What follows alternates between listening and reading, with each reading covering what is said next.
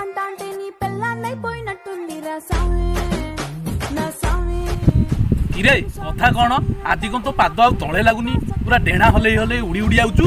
ଆରେ ଆଜି ପୁରା ସାବିତ୍ରୀ ଯାଇଲୁ ତୋ ଭାଉଜ ନୁହଁ ମତେ ଆଗ ପୂଜା କଲା ତାପରେ ଯାଇ ଠାକୁର ଘରକୁ ଗଲା। ପୂଜା ତ ଯାହା କଲା କଲା ଶଳା ଖାଲି ତଳ ଆଡେ ଉପର ଯାଇ ସୁଟିଂ କରି ଚାଲିଲା ଆଉ।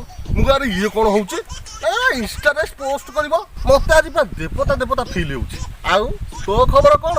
ମୋର ଆଉ ଖବର କଣ ସବୁଦିନ ଯାହା ଆଜି ବି ସେଇଆ ସ୍ତ୍ରୀଠୁ ବୁହେ ଖାଇକି ଆଇଛି ଆଉ ଶପଥ କରିକି ଆଇଛି ଆଉ ଘରକୁ ଯିବିନି।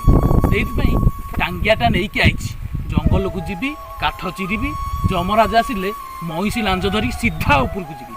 ଆରେ ମୋ ଅବସ୍ଥା ପୁରା ସେଇଆ ମୁଁ କଣ ତା କଥା ଶୁଣୁଛି। ଆପଣମାନଙ୍କୁ ଗୋଟିଏ ଅନୁରୋଧ ଯଦି ସ୍ୱାମୀମାନଙ୍କୁ ସେବା ଆଉ ଭଲ ପାଇବା ଦେବାର ଅଛି ତେବେ ସବୁଦିନ ସାବିତ୍ରୀ ପାଳନ କରନ୍ତୁ। ଆଉ ଏ ଲୋକ ଦେଖାଣିଆ ଇନଷ୍ଟାରେ ଭିଡ଼ିଓ